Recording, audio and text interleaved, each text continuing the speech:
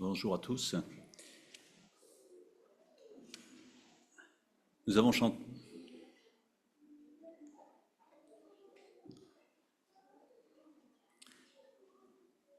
Nous avons chanté tout à l'heure, Seigneur, attire mon cœur à toi. Parfois, on prononce des paroles de chant sans réaliser l'importance de ce que nous sommes en train de dire. La vie, elle tient pas à grand-chose. On ne sait jamais comment une semaine peut se passer. Mais nous avons un privilège en tant que chrétiens, même dans les difficultés, c'est que Dieu, connaissant tout, nous prépare, nous accompagne. Et ça, c'est un des grands privilèges que nous avons de connaître Dieu. Suis-je satisfait et heureux de ma vie? Une question qu'on est en droit de se poser.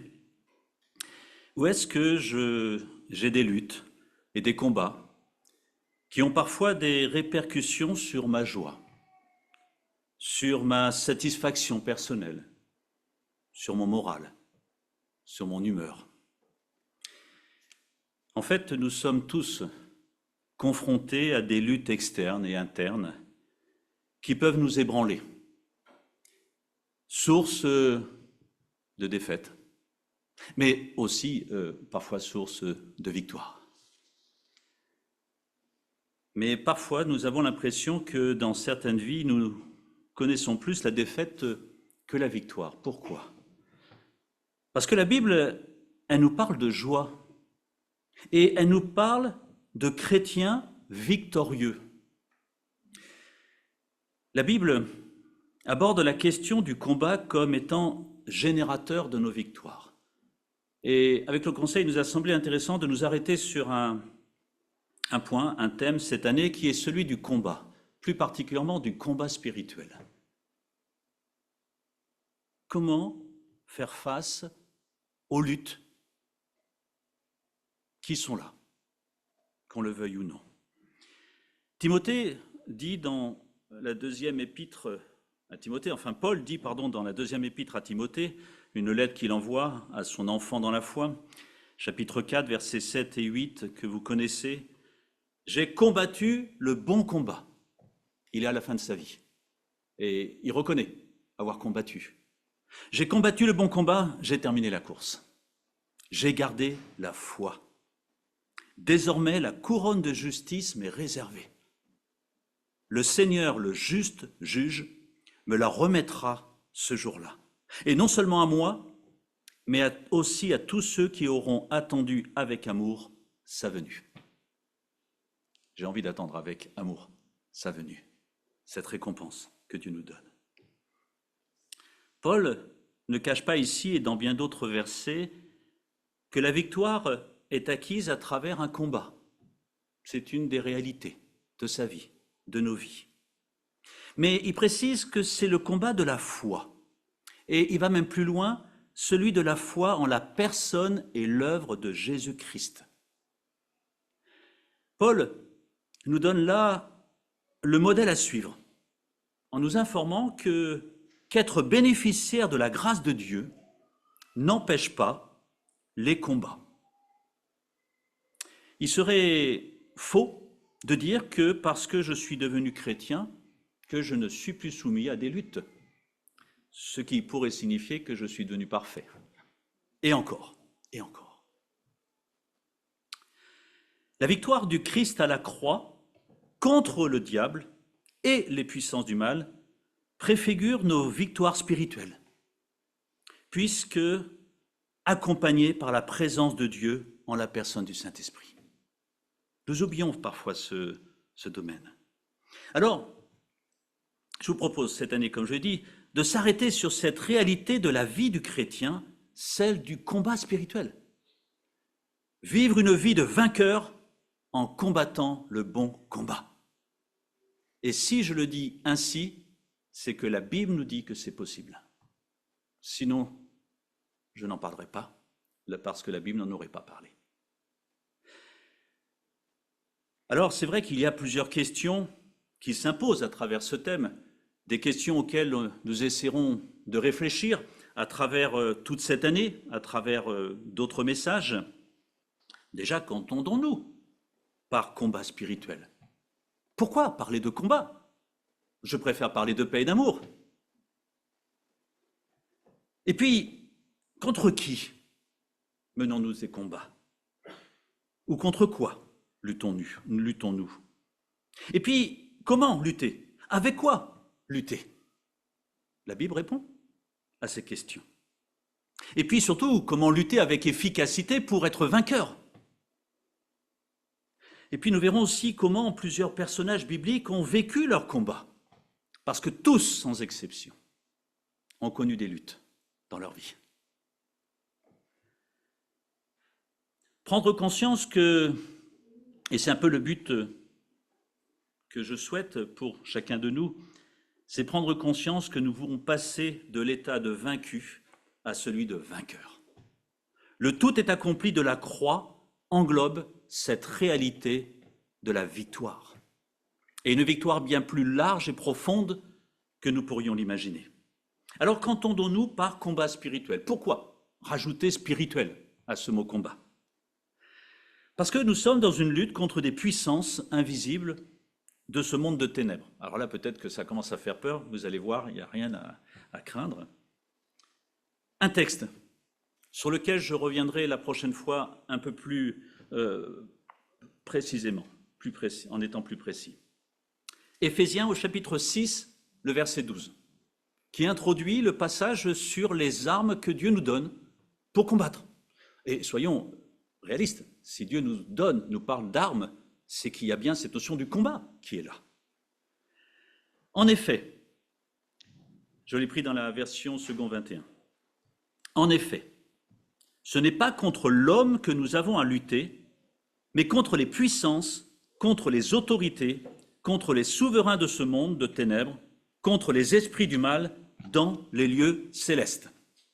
Et puis un texte qui va un peu dans le même sens, mais peut-être plus encourageant, mais qui répond en même temps que nous n'avons pas à avoir peur, c'est 2 Corinthiens chapitre 10 et verset 4. En effet, les armes avec lesquelles nous combattons ne sont pas humaines, mais elles sont puissantes, grâce à Dieu, pour renverser des forteresses. Wow. Alors, comme je l'ai dit, soyons rassurés.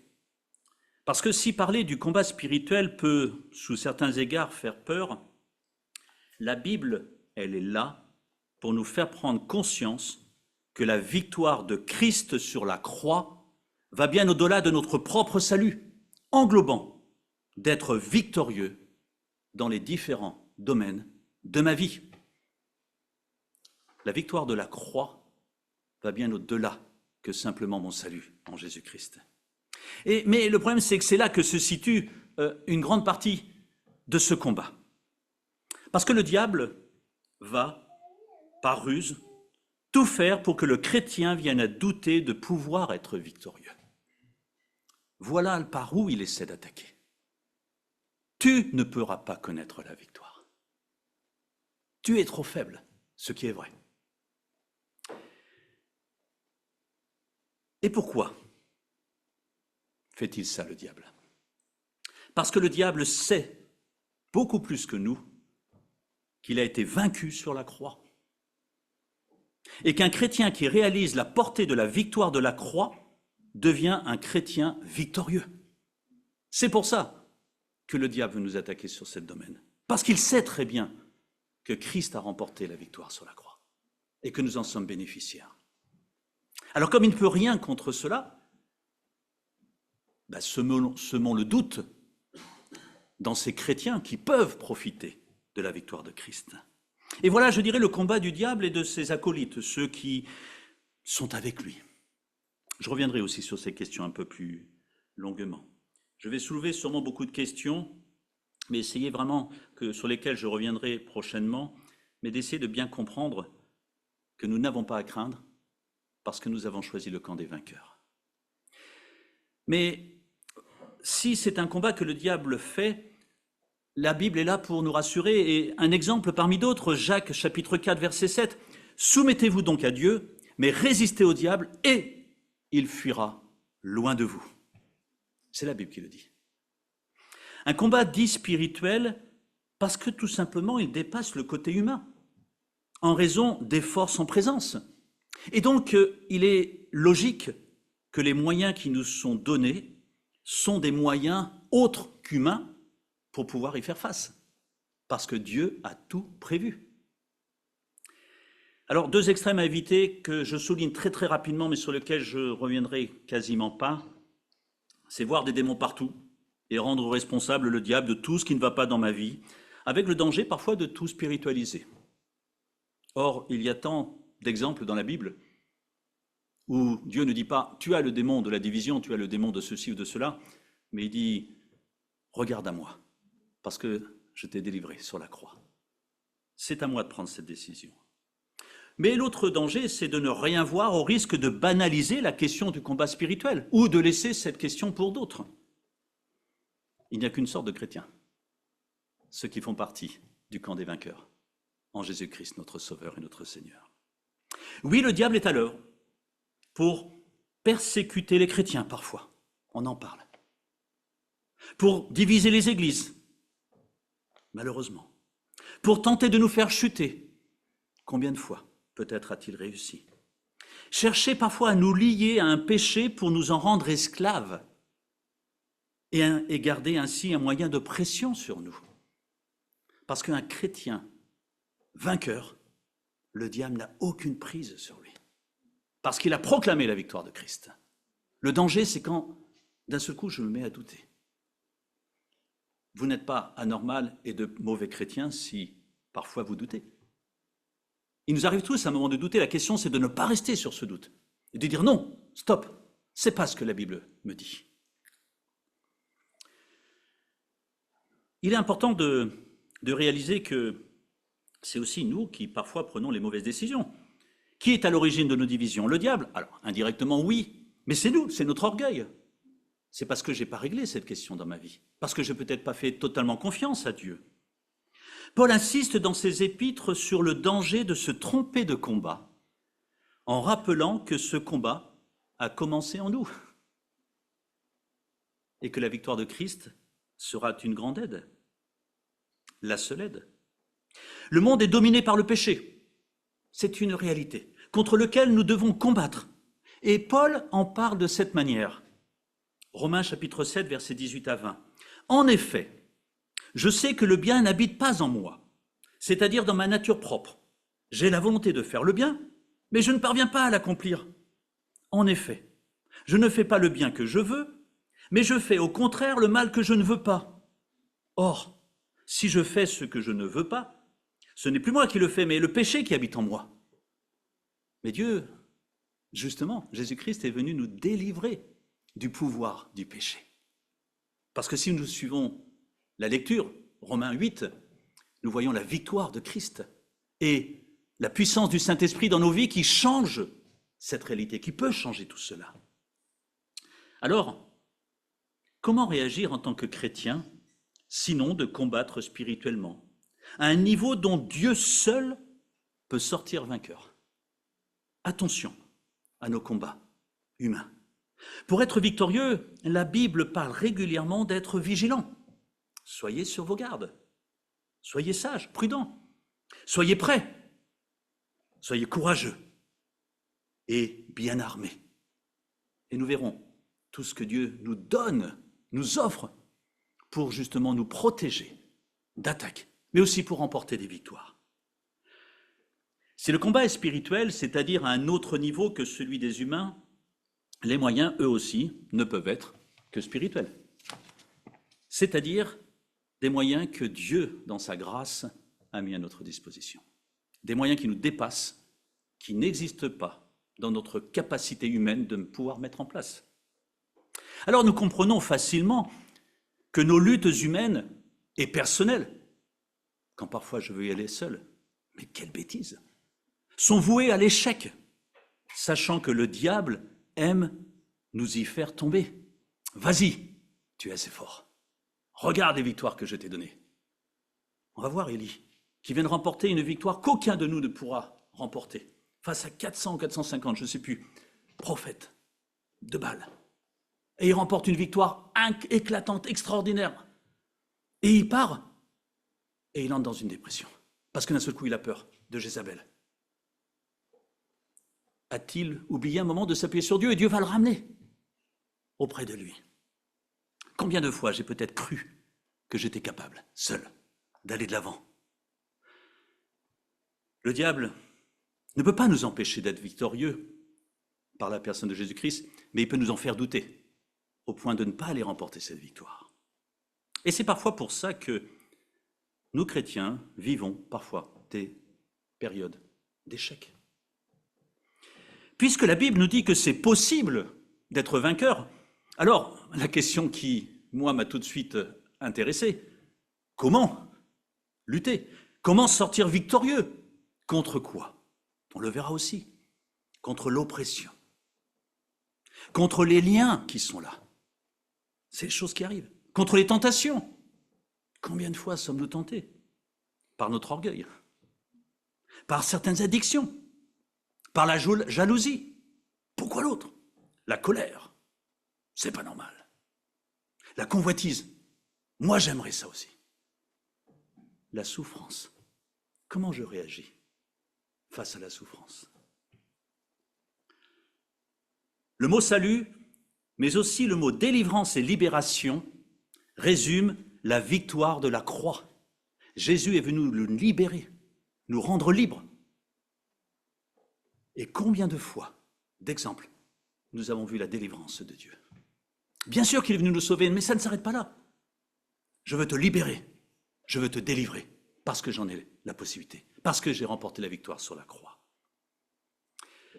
Salut, délivrance, libération qui résument la victoire de la croix, mais des victoires qui ont un nom, Jésus-Christ, le seul nom important.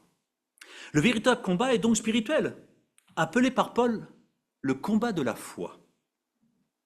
Parce que c'est dans la confiance dans l'œuvre de Jésus-Christ et dans ce qu'il me propose de vivre que se trouve la solution. C'est là la foi, la placer dans ce qu'il me dit. La foi dans ce qu'il a accompli une fois pour toutes sur la croix par amour pour moi. J'aurais envie de dire que le psaume 23, en pensant à ces notions de combat spirituel, mais devient un bon résumé de la réalité de la vie du chrétien. L'Éternel est mon berger, je ne manquerai de rien. Il me fait reposer dans de verts pâturages, voilà son but. Il me dirige près des eaux paisibles, il restaure mon âme. Il me conduit dans les sentiers de la justice à cause de son nom. Quand je marche dans la vallée de l'ombre de la mort, oui, parfois ça arrive. Je ne crains aucun mal, car tu es avec moi. Ta houlette, ton bâton, voilà mon réconfort. Tu dresses devant moi une table, en face de mes adversaires. Qui dit adversaire dit combat. Tu oins d'huile ma tête, et ma coupe déborde. Oui, le bonheur et la grâce m'accompagneront tous les jours de ma vie. Et je reviendrai dans la maison de l'Éternel pour la durée de mes jours. Quand on réfléchit à la lecture de ce psaume 23, en lien avec tout ce que nous venons de voir, mais alors, je suis confiant. Parce que si je ne crois pas en la victoire totale de Jésus-Christ, alors ce psaume n'a plus aucune valeur dans ma vie.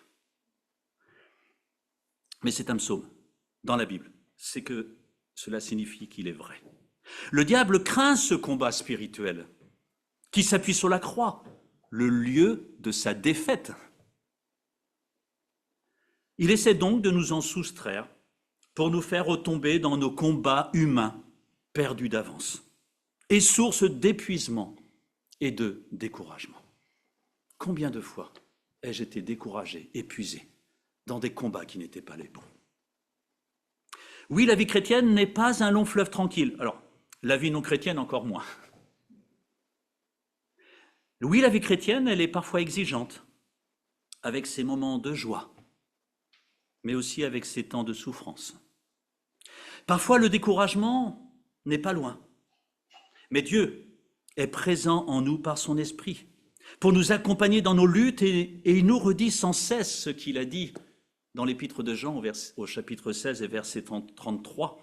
« Mais prenez courage, moi, dit le Seigneur, j'ai vaincu le monde. En l'occurrence, pas vous, mais moi, j'ai vaincu le monde. Nous luttons régulièrement, et je dirais que c'est l'objet de notre combat qui détermine s'il est juste, bon ou pas. La victoire contre le diable, elle est acquise. C'est une réalité. Et même s'il reste actif, son action reste limitée. Alors oui, bien sûr, il aimerait tellement nous détourner de l'essentiel, c'est-à-dire de notre attachement à Jésus-Christ, notre Sauveur et notre Seigneur. Mais le dernier mot appartient à Dieu, et ce mot, c'est victoire. Alors, je vais arrêter là pour aujourd'hui. Quels sont les combats spirituels à mener pour devenir un chrétien victorieux? Quels sont mes combats? Si je réalise et si je comprends que je suis dans un combat et que Christ peut m'en rendre vainqueur parce qu'il a remporté la victoire sur la croix, mais alors je fonce aux réunions de prière, parce que la prière est un des moyens de remporter la victoire. Et de ce fait, les moments de prière devraient être permanents dans notre vie. Les réunions de prière devraient être les réunions les plus fréquentées parce que oui, c'est un combat. Et le diable aime nous faire oublier que j'ai à combattre. Et que derrière ce combat, il peut y avoir la victoire. Alors quels sont mes combats? C'est une question que je me suis posée tout au long de la semaine en travaillant sur ce message. Des combats qui sont parfois qu'on n'attendait pas. Des situations qu'on ne comprend pas, qui sont douloureuses parfois. Des situations qui peuvent nous donner l'impression que, mais si je franchis ce pas, je vais peut-être me faire un petit plaisir. Mais ce n'est pas ça non plus qui va me donner une victoire au bout du compte. Nous verrons donc les prochaines fois contre qui, en fait, je lutte. Parfois contre moi, mais contre des puissances, nous l'avons vu tout à l'heure. Mais qu'est-ce que ça veut dire? Et avec quoi nous luttons? Comment luttons-nous? Et comment certains personnages bibliques ont réagi dans leur lutte? Un seul mot me semble important à retenir. Victoire au Seigneur de la vie. Que Dieu nous encourage et nous pousse à ne pas oublier ce que le diable aimerait que nous oublions. C'est la victoire de Christ sur la croix. Salut, délivrance, libération. Je termine par la prière. Seigneur, je n'ai pas grand-chose à dire sinon de te dire merci. Parce que oui, nous sommes dans un monde où les luttes sont constantes. Les souffrances présentes, les bons moments aussi sont là, heureusement. Mais Seigneur, nous avons tant de combats à mener. Et Seigneur, nous sommes conscients que parfois nous essayons par nous-mêmes d'y arriver. Et nous te demandons pardon pour cela. Alors que tu nous as donné tout ce dont il était nécessaire pour remporter la victoire. Parce qu'il y a 2000 ans, tu l'as remporté une fois pour toutes. Seigneur, garde-nous d'oublier tout cela. Garde-nous auprès de toi et que tout au long de cette semaine, parce que toi, tu connais toute la semaine, que nous soyons, Seigneur, à tes côtés, que nous soyons à ton écoute et que nous apprenions à te faire confiance parce que tu nous aimes au point d'avoir donné ta vie sur la croix, de mourir à notre place pour nous délivrer de notre péché et pour notre salut. Merci pour ton amour. Merci pour ces bienfaits que tu veux renouveler dans nos vies chaque jour.